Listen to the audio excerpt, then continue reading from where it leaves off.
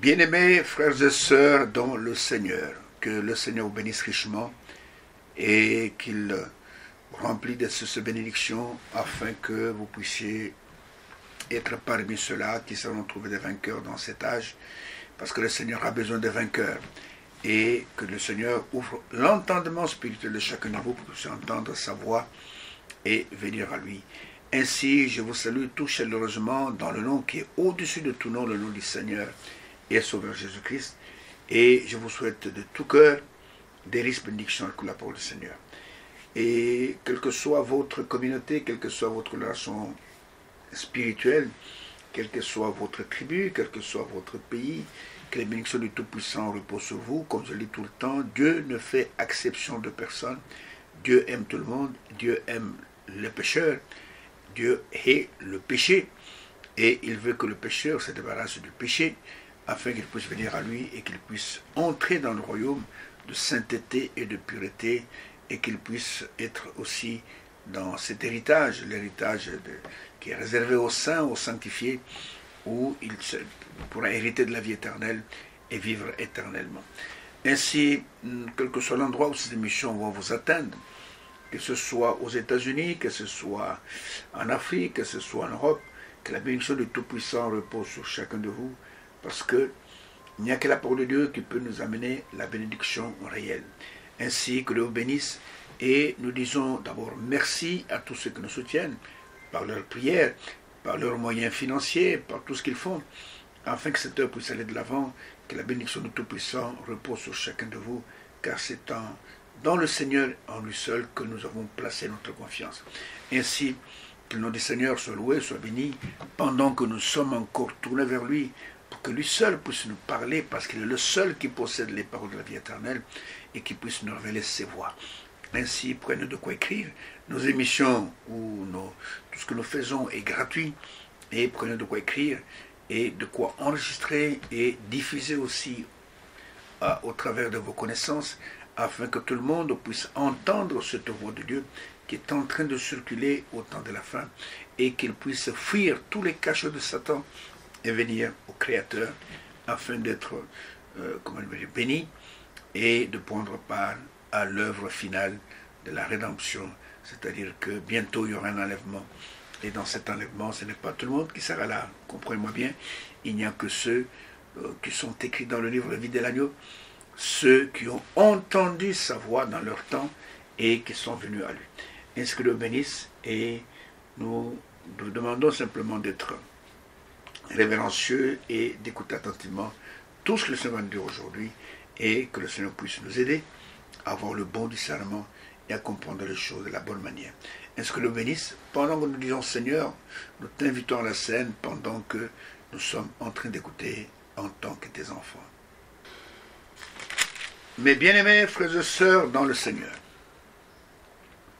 c'est encore pour moi un grand privilège de pouvoir me tenir devant vous et de vous parler, non pas de la part d'une communauté, mais de la part du Seigneur, et de vous parler des choses qui ont été révélées dans notre temps, et ces choses ont été révélées pour notre bien, afin que nous puissions croire et que nous puissions expérimenter ce que le Seigneur est en train de faire dans notre temps. Ainsi, nous vous parlons dans ces émissions, non pas de n'importe quoi, nous vous parlons spécialement du message biblique du temps de la fin. Le message que le Seigneur a prédestiné à ses élus, ce message qui est en train de parcourir la terre pour chercher les enfants de Dieu dispersés et les ramener au bercail, les amener dans la bergerie, parce qu'il y aura un seul berger et il y aura un seul troupeau. Et ce message est en train d'être diffusé dans le monde entier selon ce qui est écrit dans Matthieu chapitre 24, verset 14, que cette bonne nouvelle du royaume sera prêchée dans le monde entier. Ensuite seulement viendra la fin. Donc, à la fin, il n'y aura pas des paroles dénominationnelles. À la fin, il y aura la bonne nouvelle, c'est-à-dire cette bonne nouvelle qui a comme centre le Fils de Dieu, Jésus-Christ, et qui sera apportée dans le monde entier. Et il y aura la révélation de Jésus-Christ qui va être dans le monde entier. Et ensuite, seulement ensuite, viendra la fin. Alors nous parlons du message véritable biblique du temps de la fin, pas des messages falsifiés comme on en voit sur les réseaux sociaux, où on raconte n'importe quoi, même des bêtises, mais nous vous parlons de la part de Dieu, de la parole de Dieu révélée pour notre temps. Et nous allons relire encore les deux passages qui nous servent de base pour ce sujet que nous sommes en train de voir, c'est-à-dire la voix de Dieu dans ces derniers jours. Dieu a une voix, comme toi tu le vois, comme moi j'ai une voix. Alors nous allons dans Ésaïe au chapitre 40. Au chapitre 40, et nous relisons encore du verset 1 au verset 5, là où il est écrit « Consolez, consolez mon peuple, dit votre Dieu. Parlez au cœur de Jérusalem et criez-lui que sa servitude est finie, que son iniquité est expiée, qu'il a reçu de la main de l'Éternel au double de tous ses péchés. Une voix crie, préparez au désert le chemin de l'Éternel, aplanissez dans les lieux arides une route pour notre Dieu, que toute vallée soit exaucée, que toute montagne et toute colline soient abaissées, que les coteaux se changent en plaine et les défilés étroits en vallons. Alors la gloire de l'Éternel sera révélée, au même instant toute chair la verra, car la bouche de l'Éternel a ainsi parlé. » Prenons en même temps dans le livre de 1 Samuel au chapitre 3, 1 Samuel au chapitre 3, et je vais lire d'abord les 3 premiers versets, et ensuite je vais ajouter le verset 19. 1 Samuel au chapitre 3. Le jeune Samuel était au service de l'Éternel devant Élie. La parole de l'Éternel était rare en ce temps-là. Les visions n'étaient pas fréquentes. En ce même temps, Élie, qui commençait à avoir les yeux troubles et ne pouvait plus voir, était couché à sa place. La lampe de Dieu n'était pas encore éteinte, et Samuel était couché dans le temple de l'Éternel, où était l'arche de Dieu. Alors l'Éternel appela Samuel, il répondit, me voici. Et je prends le verset 19. Samuel grandissait, l'Éternel était avec lui, et ne laissa tomber à terre aucune de ses paroles. La voix de Dieu dans ces derniers jours. Dieu a une voix, Dieu parle. Dieu écoute comme toi tu écoutes, il a des oreilles comme toi tu as des oreilles, il a une bouche pour parler. Mais le problème c'est que quand Dieu parle, qui écoute? Et nous avons montré dans les émissions qui ont précédé que les mêmes conditions qui prévalaient pendant que le petit Samuel était là, comme dans 1 Samuel chapitre 3, ce sont les mêmes conditions qui prévalent aussi pendant que nous sommes là sur la terre et au temps de la fin. Et nous voyons que du temps de petit Samuel, quand nous revenons à 1 Samuel chapitre 3, et j'ai souligné quelques points, la première chose était que la parole de l'Éternel était rare. Et je vous ai montré aussi qu'au temps de la fin, la parole de l'Éternel est rare. Et nous voyons que c'est un temps de famine selon la prophétie d'Amos, Amos chapitre 8, verset 11, verset 14, où l'Éternel dit que j'enverrai une famine sur la terre, non pas la disette du pain ou la soif de l'eau, mais la faim et la soif d'entendre les paroles de l'Éternel. Ça, c'est un. Et puis de deux, il nous est dit que les visions n'étaient pas fréquentes, ce qui montre que le surnaturel n'était pas là, et ce qui veut dire que Dieu ne se manifestait pas beaucoup. Pourquoi cela? Parce que c'est un temps, comme notre temps, un temps où il y a trop d'incrédulité, où il y a trop d'abomination, et les gens rencontrent rarement Dieu, et Dieu ne se manifeste pas. Et nous avons parlé de tout cela, donc la parole de Dieu était rare en ce temps-là, et les visions n'étaient pas fréquentes. Et nous avons parlé dans la dernière émission, et ce qui est dit au verset 2, en ce même temps, Élie qui commençait à avoir les yeux troubles, s'est trouvé et ne pouvait plus voir, était couché à sa place. Et nous avons montré comment, en ce temps de la fin, et de la même manière qu'Élie était sacrificateur, était serviteur de l'Éternel, que beaucoup de ceux qui se disent serviteurs de Dieu, aujourd'hui, ils ne voient pas. Ils sont aveugles, ils ont des yeux troubles, leur vision est dérangée.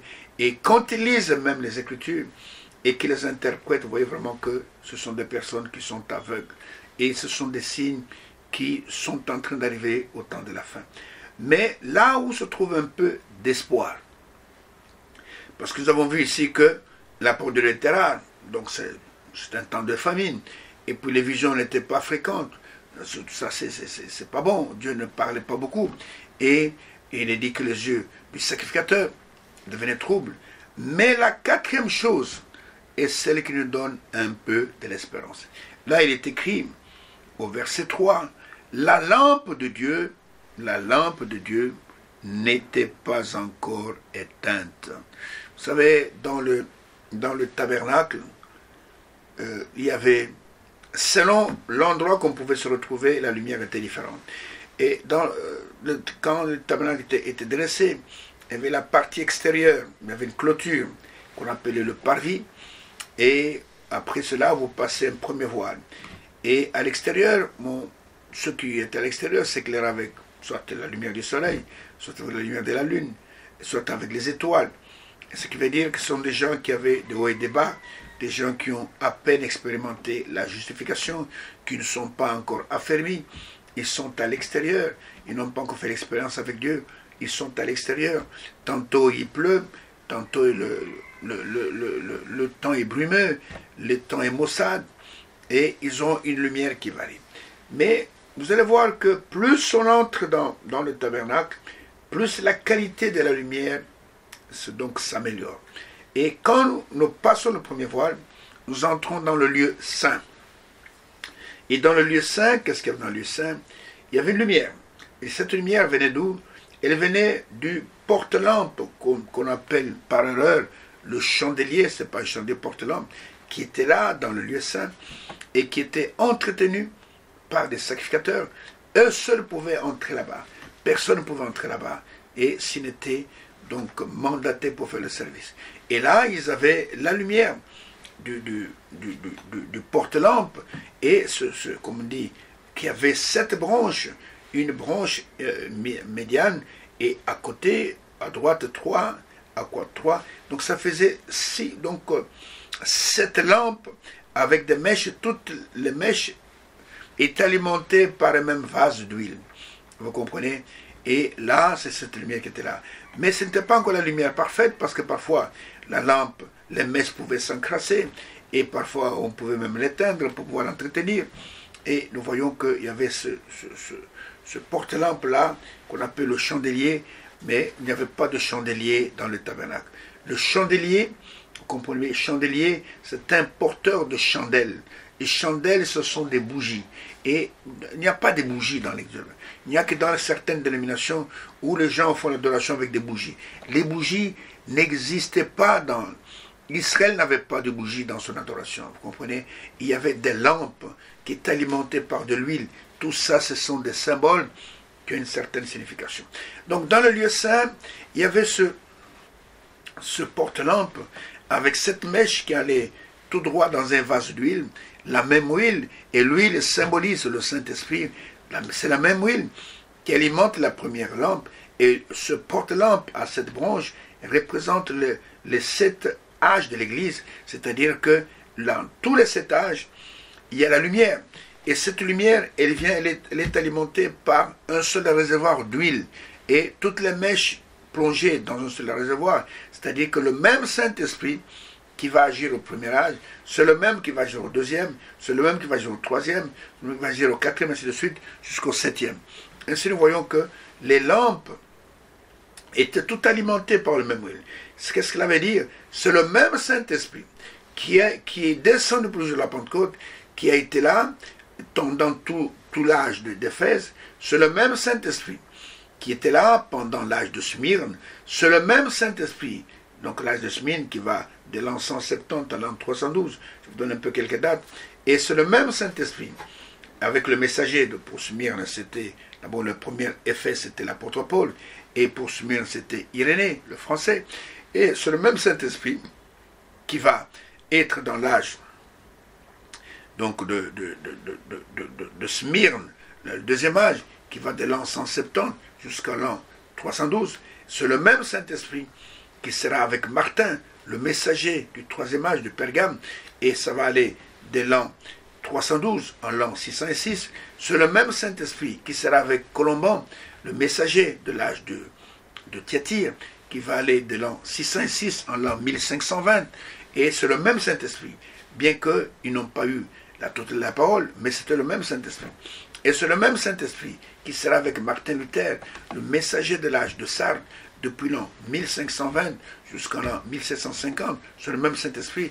C'est le même Saint-Esprit qui sera avec John Wesley, le messager de l'âge de Philadelphie, de l'an 1750 en l'an 1906.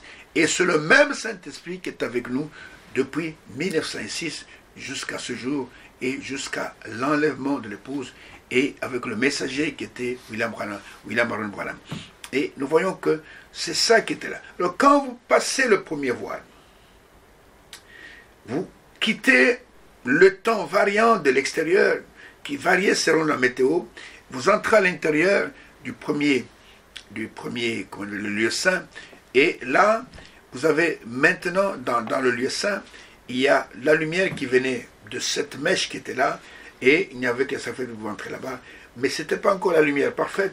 Mais quand vous passez maintenant le second voile, et que vous entrez dans le lieu très saint, là, qu'est-ce qu'il y avait là-bas? Il y avait l'arche de l'Alliance, et au-dessus, il y avait les deux chérubins, les autres deux chérubins qui couvraient l'arche. C'était le propitiatoire.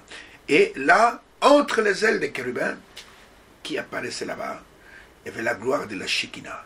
Une lumière constante, c'était la colonne de feu, qui était là, qui ne variait pas avec la météo, qui ne variait pas parce que les mèches sont encrassées. Non, une lumière constante, et cette lumière, la lumière de la Shekinah. Donc vous voyez, selon l'endroit qu'on est à l'extérieur, on est encore justifié dans la justification, et nous avons la lumière selon la météo, et nous allons plus loin. Nous entrons à l'intérieur, nous avons le porte-lampe avec ces 7 mèches, et nous avons là, c'est le type de la sanctification.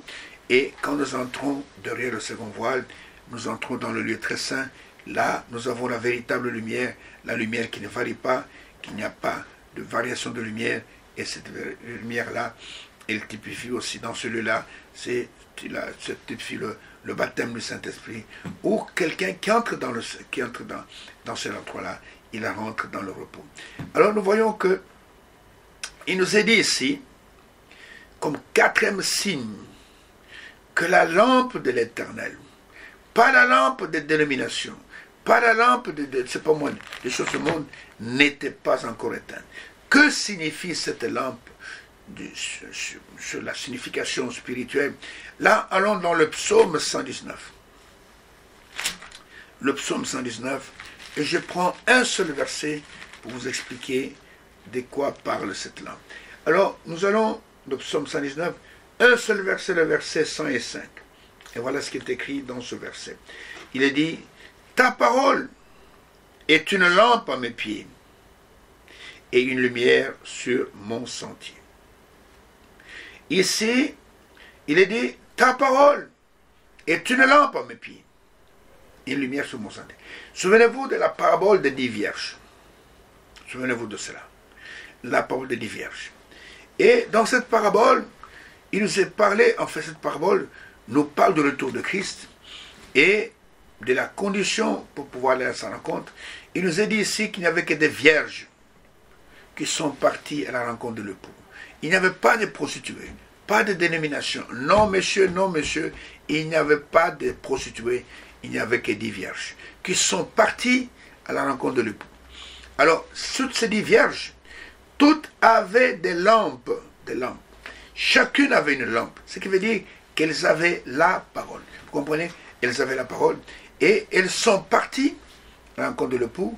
Et dans chaque lampe, il y avait de l'huile. L'huile, c'est le Saint-Esprit. Toutes avaient des lampes et elles sont parties au commencement. Toutes avaient l'onction du Saint-Esprit. Toutes pouvaient faire des miracles. Toutes pouvaient parler en langue, pouvaient prophétiser. Mais les sages ont pris des vases avec l'huile de réserve pour pouvoir tenir le coup jusqu'à la fin. Mais les folles n'en ont pas pris parce qu'ils ont fait des calculs. Ils se disent, oh, d'après ce que nous voyons, il peut revenir dans autant d'années. Ça ne sert à rien de prendre de l'huile de réserve. Et nous voyons qu'à cause de cela, ils ont raté l'arrivée de l'époux. Donc, ta parole est une lampe à mes pieds, une lumière sur mon sentier. Alors nous voyons que, en prenant les temps de la faim, les temps de la famine, les temps où le surnaturel devient rare, les temps où les yeux des sacrificateurs deviennent troubles. Dieu nous donne ce message d'encouragement en disant que la lampe de l'Éternel n'était pas encore éteinte. Ce qui veut dire que Dieu ne manquera jamais de témoins sur la terre. Vous savez, les dénominations peuvent faire tout ce qu'elles veulent,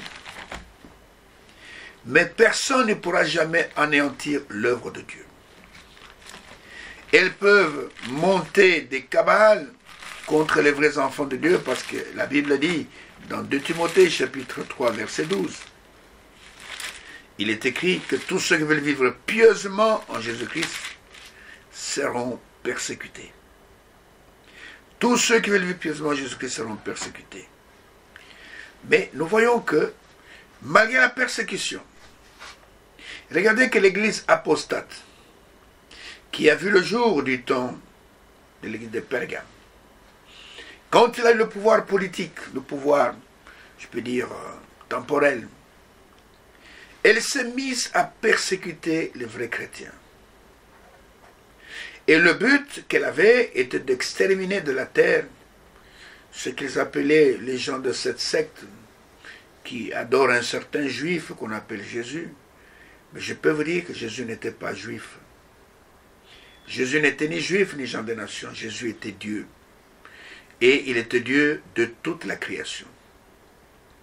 Alors, l'Antichrist a commencé à persécuter et à tuer.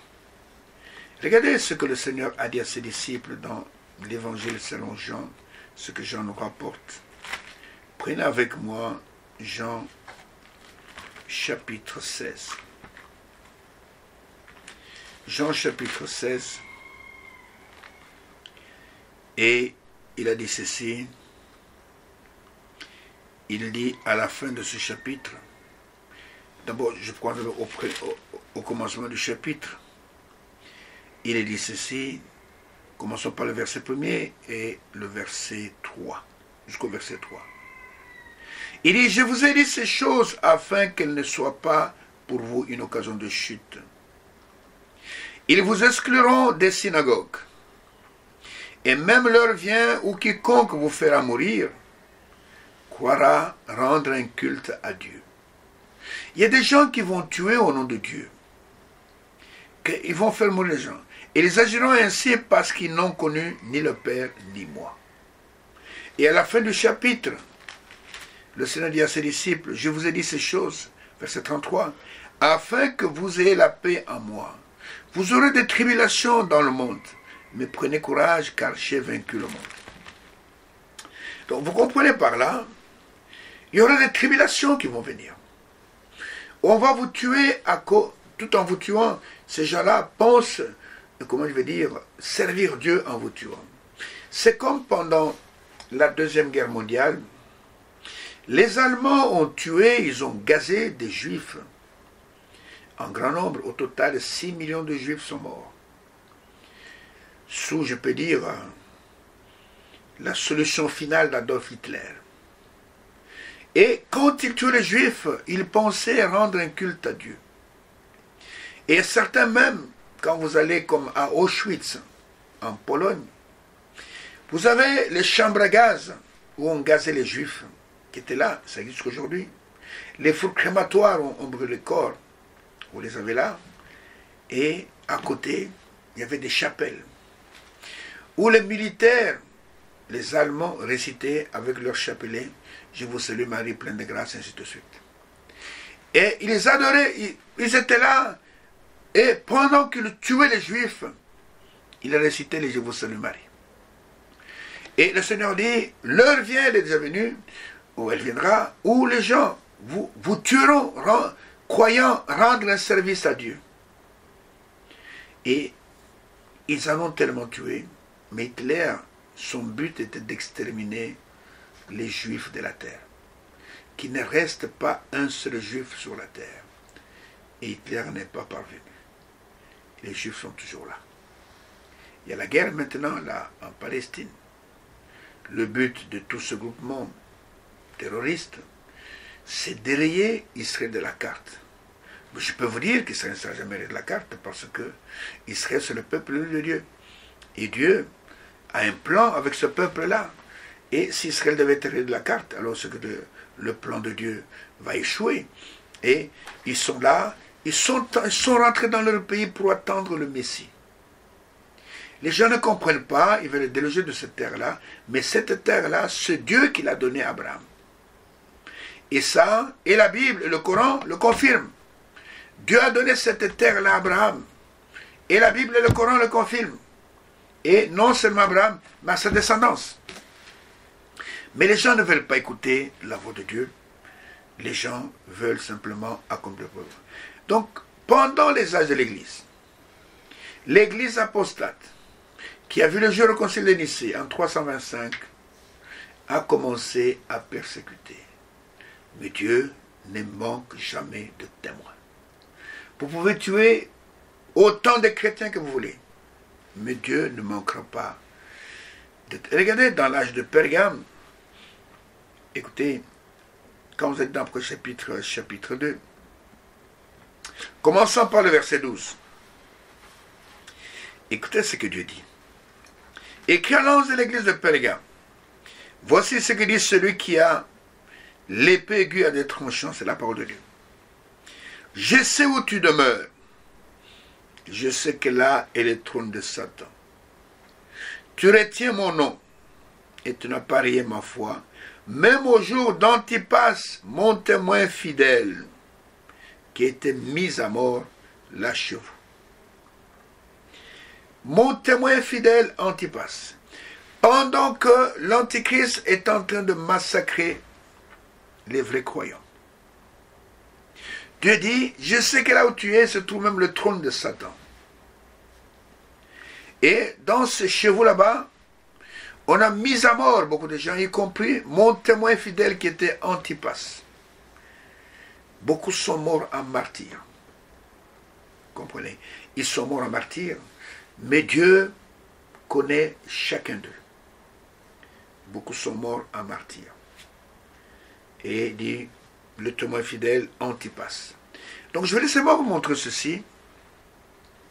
Bien que la parole de Dieu est devenue rare, bien que les visions ne sont pas fréquentes, bien que les yeux des sacrificateurs, des serviteurs deviennent troubles, Dieu ne manque jamais de témoins pour que sa parole, sa lampe, ne puisse jamais s'éteindre. La lampe de Dieu ne s'éteint jamais.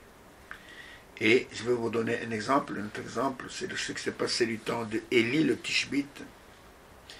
Élie a été manifesté sur la terre pendant qu'Akab était au pouvoir, avec sa femme Jézabel. Et Élie, quand Jézabel est venue au pouvoir au travers du mariage, Jézabel a commencé à tuer tous les prophètes de l'Éternel. Tous les témoins gênants. Parce que ceux qui sont dans l'idolâtrie ne supportent pas ceux qui servent encore Dieu dans la vérité. Et Jézabel a commencé à tuer tous les prophètes. Tous les prophètes. Et voilà qu'Élie sort. Élie sort. Élie vient. Et Élie défie Jézabel avec son mari en leur disant, à cause de votre idolâtrie, il n'y aura ni pluie ni rosée, sinon à ma parole. Alors, nous voyons que, si vous allez avec moi dans 1 Roi chapitre 18, il y a un homme là qui s'appelle Abdias, qui travaillait chez Akab, qu'on a envoyé pour chercher Élie. Et regardez ce qu'Abdias dit à Élie. Il est dit qu'au verset 3, et d'abord la famille était grande à Samarie, et pour verset 3, et Akab fit appeler Abdias, chef de sa maison. Or, Abdias craignait beaucoup l'Éternel. Et lorsque Jézabel extermina les prophètes de l'Éternel, il les a tués beaucoup. Abdias prit 100 prophètes qu'il cacha 50 par 50 dans une caverne, où ils avaient nourri de pain et d'eau. Et Akab dit à Abdias, va par le pays vers les sources d'eau et vers tous les torrents, peut-être se trouvera-t-il de l'herbe, et nous conserverons la vie aux chevaux et aux mulets. Ils n'auront pas besoin d'abattre du bétail. Et ils se partagèrent le pays pour le parcourir. Akab alla seul par un chemin, Abdias alla seul par un autre chemin. Comme Abdias était en route, voici Élie le rencontra. Et Abdias, l'ayant reconnu, tomba sur son visage et dit, « Est-ce toi, mon seigneur Élie ?» Il répondit, « C'est moi. » Il dit, « Va, dis à ton maître, voici Élie. » Et Abdias dit, « Quel péché ai-je commis pour que tu livres ton serviteur entre les mains d'Akab, qui me fera mourir? L'Éternel vivant, il n'est ni nation, ni royaume où mon maître n'ait envoyé quelqu'un pour te chercher. Et quand on disait que tu n'étais pas, il faisait jurer le royaume et la nation que l'on ne t'avait pas trouvé. Et maintenant tu dis, va et dis à ton maître, voici Élie. Puis, lorsque je t'aurai quitté, l'Esprit de l'Éternel te transportera, je ne sais où, et j'irai informer Akab qui ne te trouvera pas et qui me tuera. Cependant, ton serviteur craint l'Éternel dès sa jeunesse. N'a-t-on pas dit à mon Seigneur ce que j'ai fait quand Jézabel tua les prophètes de l'Éternel? J'ai caché 100 prophètes de l'Éternel, 50 par 50, dans une caverne, je les ai nourris de pain et d'eau. Et maintenant tu dis, va dire à ton maître, voici Élie, il me tuera. Mais Élie dit, l'Éternel des armées, dont je suis le serviteur et vivant, aujourd'hui je me présenterai devant Akab. Donc, Jézabel a tué. Et cette Jézabel était l'image de ce que l'église apostate va faire. Au Moyen-Âge, on dit, cette église a tué plus de 64 millions. 64 millions. Hitler a tué 6 millions de juifs, mais cette église, au Moyen-Âge, elle a pendu, elle a décapité, elle a, je ne sais pas moi, brûlé sur des bûchers 64 millions de personnes, d'après les martyrologues. 64. Donc elle est plus criminelle que Adolf Hitler. 64 millions comment dire, de vrais croyants. Ils ont brûlé Jeanne d'Arc en la traitant de sorcière. Donc c'était une femme qui avait des dons de l'esprit, qui pouvait prophétiser, qui pouvait parler en langue. Ils l'ont brûlée.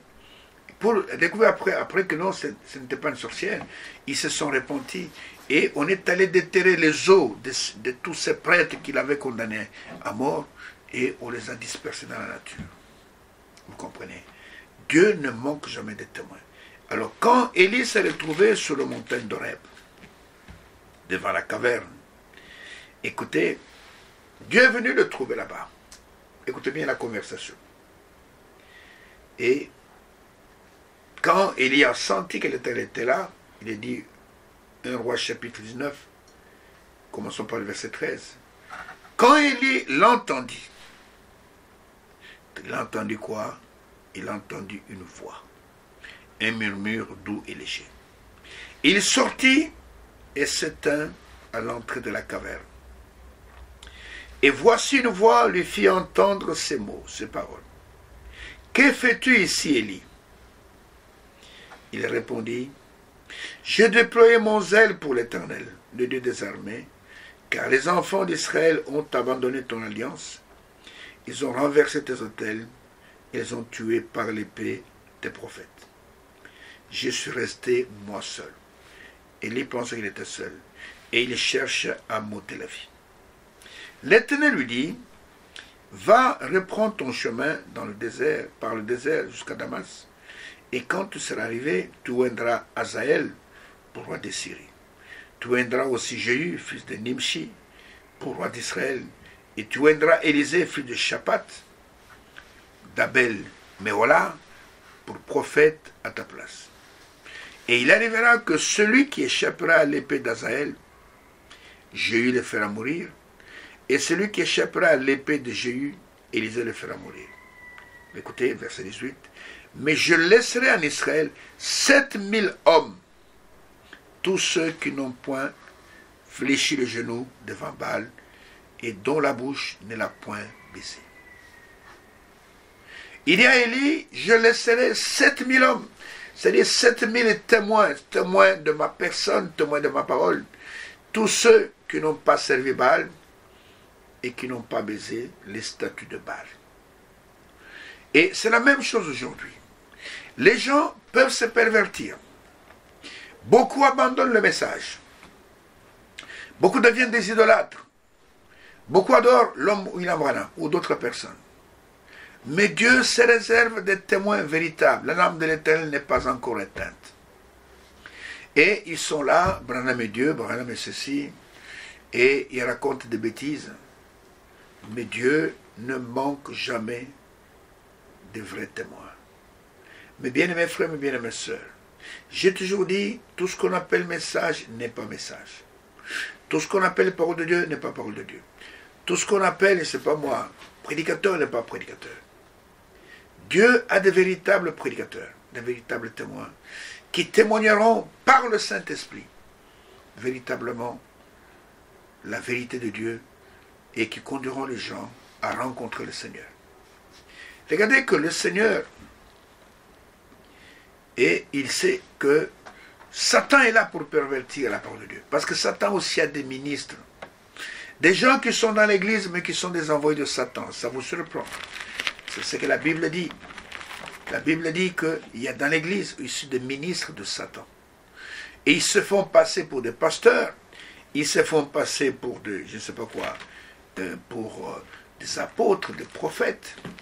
Regardez ce que Paul nous dit, c'est un avertissement. Dans 2 Corinthiens au chapitre 11.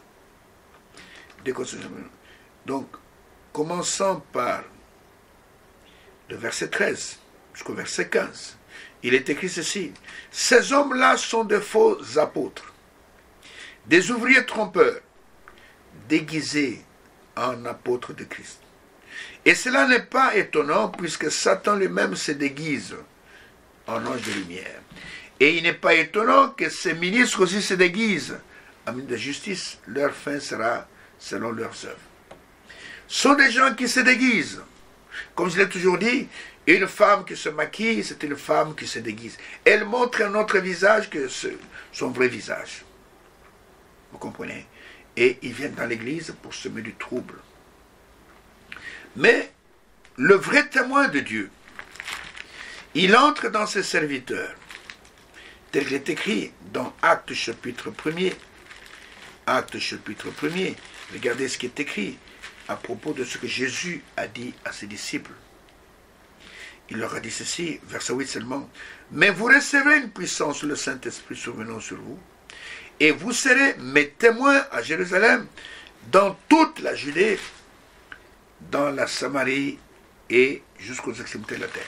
C'est-à-dire que pour être un témoin de Dieu, pour que Dieu parle au travers de vous, il faut que le vrai témoin de Dieu habite en vous. Et ce vrai témoin, c'est le Saint-Esprit. Le Saint-Esprit ne conduit jamais dans l'erreur. Le Saint-Esprit ne conduit jamais dans le mensonge.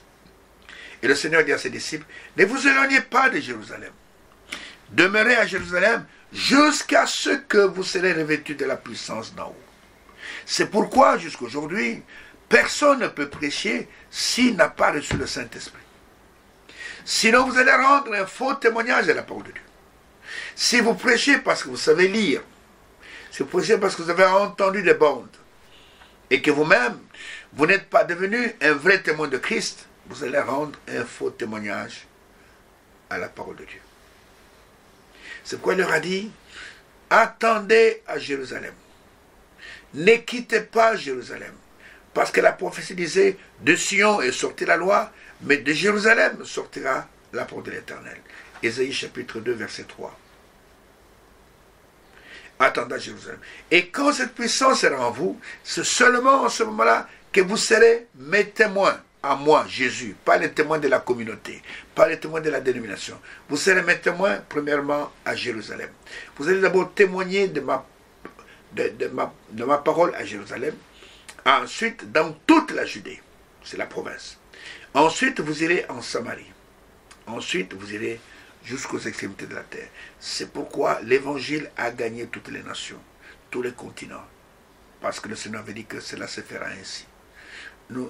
Que tu ailles dans n'importe quel continent, tu vas trouver des hommes avec des Bibles.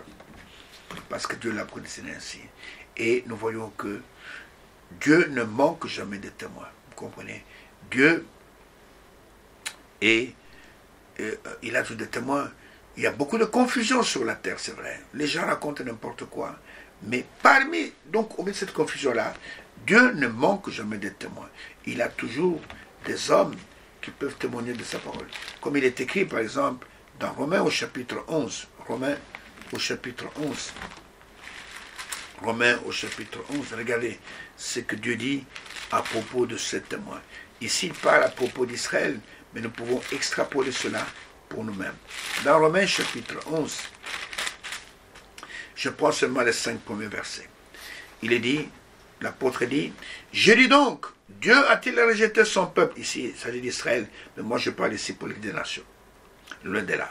« Car moi aussi je suis israélite, de la postérité d'Abraham, de la tribu de Benjamin. Dieu n'a point rejeté son peuple qu'il a connu d'avance. » Ne savez-vous pas que l'Écriture rapporte, ce que l'Écriture rapporte d'Élie, comment il adresse à Dieu cette plainte contre Israël. Il dit, Seigneur, ils ont tué tes prophètes, ils ont renversé tes autels, moi seul je suis resté et ils cherchent à m'ôter la vie. Mais quelle réponse Dieu lui donna-t-il? Je me suis réservé 7000 hommes qui n'ont point fléchi le genou devant Baal. De même aussi dans le temps présent, mais moi je parle pour les nations, je ne parle pas pour Israël, il y a un reste selon l'élection de la grâce. De même manière, même dans ce message, les gens peuvent falsifier le message. Ils peuvent raconter n'importe quoi. Branham a dit, Frère Franck a dit, Frère Franck a dit. Mais Dieu ne manque jamais de témoins qui rendent fidèlement témoignage à la parole de Dieu. Ils sont là. Quand ils ouvrent la bouche, ce n'est pas eux, ce ne sont pas eux qui parlent, mais c'est Dieu qui parle à eux. Regardez, du temps de Jésus, après que Jésus soit monté au ciel, et il fallait quelqu'un pour aller jusqu'aux extrémités, je peux dire, pour aller vers les nations. Et Dieu a trouvé cet homme parmi les pharisiens. C'était Saul de Tarse. Et il est allé appeler cet homme. Quand vous allez dans Actes chapitre 9, Actes chapitre 9, rapidement, avant qu'on puisse terminer pour aujourd'hui, Actes chapitre 9. Regardez ce qui est arrivé à cet homme qui était Saul de Tarse, qui était sur le chemin pour aller persécuter l'Église. Et à partir du verset 11 au verset 16, le Seigneur dit, lève-toi, va dans la rue qu'on appelle la droite, ici il parle à Ananias. Ananias, le serviteur de Dieu, qui était à Damas. Il dit, lève-toi, va dans la rue qu'on appelle la droite et cherche dans la maison de Judas, un nommé Saul de Tarse. Quand il prie, il a vu en vision un homme du nom d'Ananias qui entrait et qui lui imposait les mains afin qu'il recouvre la vue. Ananias répondit, Seigneur, j'ai appris de plusieurs personnes tous les maux que cet homme a fait de tes saints dans Jérusalem. Et il a ici des pouvoirs de la part des principaux sacrificateurs pour lier tous ceux qui invoquent ton nom. Mais le Seigneur lui dit, va, écoutez, car cet homme est un instrument que j'ai choisi pour porter mon nom devant les nations, devant le roi et devant les fils d'Israël. Et je lui montrerai tout ce qu'il doit souffrir pour mon nom. Et dans Actes chapitre 22, l'apôtre lui-même rapporte de plus en plus de détails et les paroles que Ananias a prononcées, commençant par le verset 12 jusqu'au verset 16. Il dit, or Ananias, est nommé Ananias, homme pieux selon la loi, et de qui tous les juifs demeurant à Damas rendaient un bon témoignage, vint se présenter à moi. Et me dit, Saul mon frère, et recouvre la vue. Au même instant, je recouvre la vue et je le regardais. Il dit, le Dieu de nos pères t'a destiné à connaître sa volonté, à voir le juste et entendre les paroles de sa bouche, car tu lui serviras de témoin auprès de tous les hommes des choses que tu as vues et entendues. Et maintenant, pourquoi tardes-tu? Lève-toi, sois baptisé et lave de tes péchés en invoquant le nom du Seigneur. Dieu ne manque jamais de témoins. Il est allé chercher ce témoin chez les pharisiens. Et je peux vous dire, mon frère, ma soeur, dans ce temps de confusion, dans ce temps où les gens racontent n'importe quoi, Dieu ne manque jamais de témoins. C'est pourquoi je vais encore vous projeter tout à l'heure encore un extrait d'un vrai témoin. Un témoin que Dieu nous envoie dans cet âge, le prophète de l'heure, William Branham. Et vous allez encore suivre ce que ce témoin, comment il témoigne de la parole de Dieu, et regardez comment Dieu a fait des choses extraordinaires entre ses mains, et que Dieu nous aide à écouter les vrais témoins. Et quand vous aurez suivi, je vous retrouve après pour pouvoir conclure. Ayez simplement foi dans le Seigneur Jésus. Faites qu'il soit maintenant au centre de votre pensée. Pendant qu'ils pensaient à ces choses, ils étaient d'un commun accord. Souvenez-vous, Jésus le même hier, aujourd'hui et pour toujours.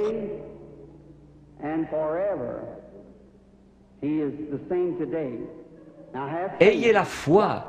Regardez par ici, vous dans la salle, et croyez de tout votre cœur, et accordez-moi toute votre attention. Soyez en prière. Gardez la foi en Dieu.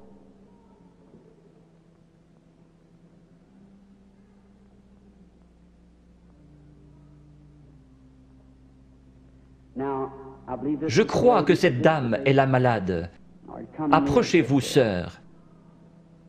Cela ne vous fera pas de mal. C'est seulement sa présence dont vous êtes consciente. Vous, dans la salle, je suis votre frère. Ce n'est pas de la psychologie. J'ai senti cela venir de l'auditoire. Non, c'est le Dieu Tout-Puissant. Ce n'est pas de la psychologie. Maintenant, ne faites pas cela. Pensez seulement que c'est le Seigneur Jésus. Sœur, je veux parler avec vous un instant. Nous sommes des étrangers l'un pour l'autre, mais Jésus-Christ nous connaît tous les deux. C'est la première fois que nous nous rencontrons sur terre. Mais lui vous connaît. Et si moi, par sa grâce, par un don divin, sans avoir rien fait pour qu'il vienne, tout bébé, la première chose dont je puisse me souvenir, c'était une vision.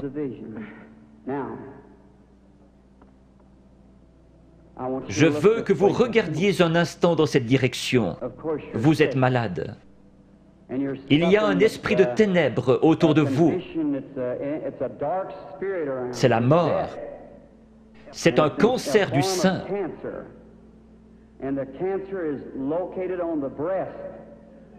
Je vois que vous êtes examiné par quelqu'un de fort. Vous avez une hernie dans les intestins et aussi un problème d'estomac. Vous souffrez sérieusement du cœur, ce qui vous procure des évanouissements. Il y a quelques jours, alors que vous étiez assise sur le bord de votre lit, vous vous êtes presque évanoui.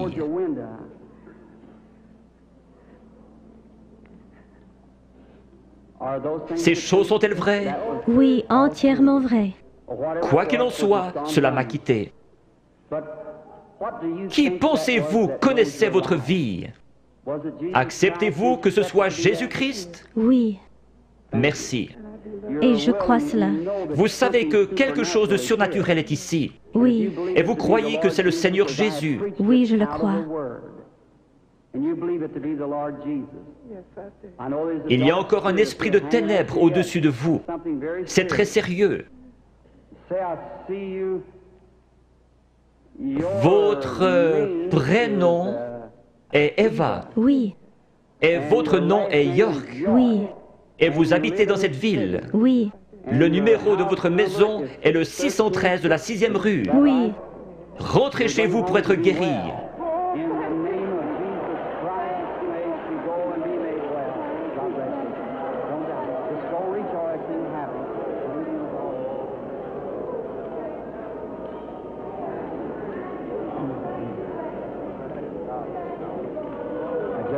Ayez simplement la foi, ne doutez pas. Va et ne pêche plus, de peur qu'une chose pire ne t'arrive. Le péché, c'est l'incrédulité. Le péché, ce n'est pas boire, fumer, jouer à l'argent. Ce sont les attributs du péché. Vous le faites parce que vous ne croyez pas. Ayez foi en Dieu. Croyez-le de tout votre cœur.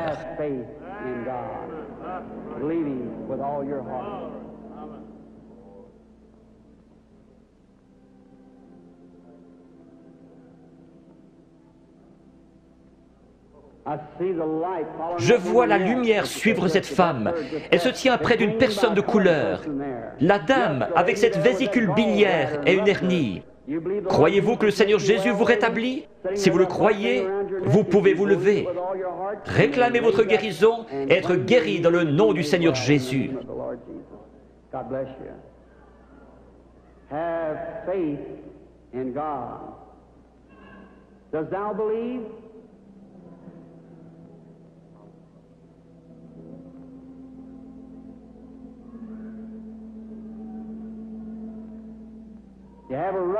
Vous avez une hernie, n'est-ce pas, monsieur, qui est assis là? Vous étiez en train de prier. Seigneur, fais que cet homme me parle. Si c'est juste, levez la main. Votre foi vous a guéri.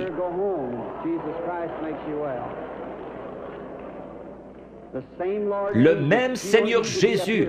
Vous n'avez pas besoin d'être ici en haut. Vous avez besoin d'avoir la foi. Croyez simplement Dieu de tout votre cœur et vous aurez ce que vous demandez.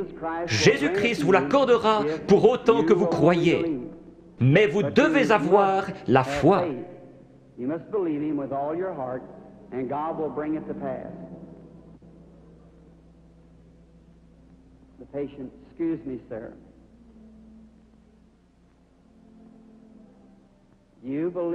Croyez-vous de tout votre cœur? Oui. Vous êtes juste un peu excité à cause de la présence de cet être ici.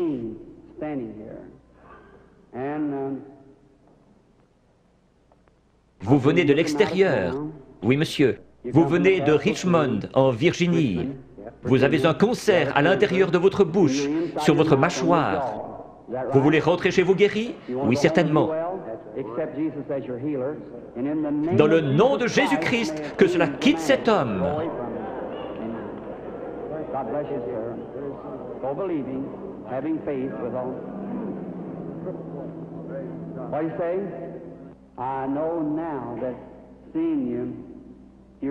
Vous êtes en train de devenir une personne jeune d'apparence, beaucoup plus jeune que ce que vous êtes en ma présence. Vous souffrez de maux de tête. Oui, c'est vrai. Il y a environ 25 ans que votre mal de tête a commencé. C'est juste.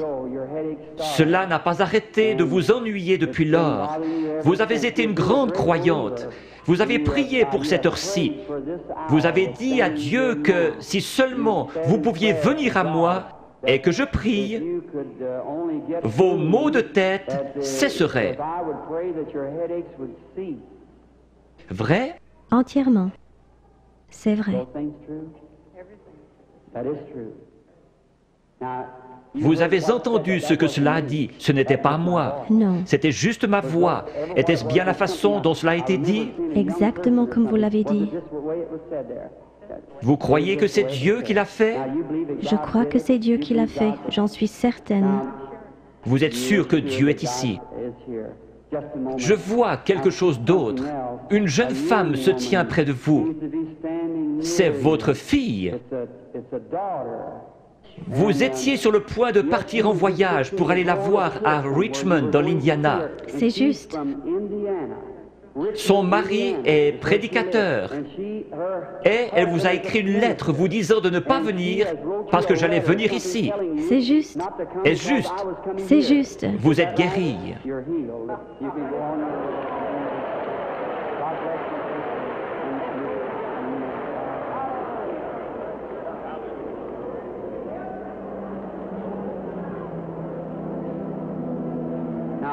Ayez foi en Dieu.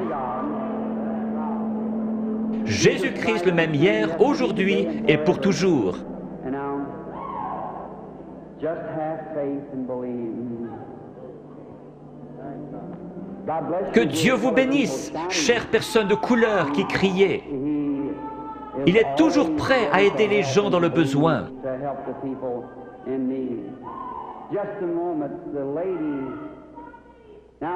Je vois le Saint-Esprit dans le coin. Il est au-dessus d'une dame de couleur qui regarde dans cette direction et qui prie. Elle a une grosseur dans la gorge. Elle a levé la main. Vous acceptez votre guérison, madame? La dame assise juste derrière vous, elle a une grosseur dans son épaule. Levez-vous toutes les deux maintenant, les deux dames de couleur avec des grosseurs. Jésus-Christ vous guérit toutes les deux. Votre foi vous a guéri. C'est parti.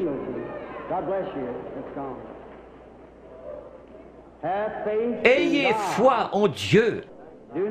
Ne doutez pas, mais croyez que toutes choses sont possibles à ceux qui croient. Comme je l'ai l'habitude de dire, tout cela c'est sans commentaire.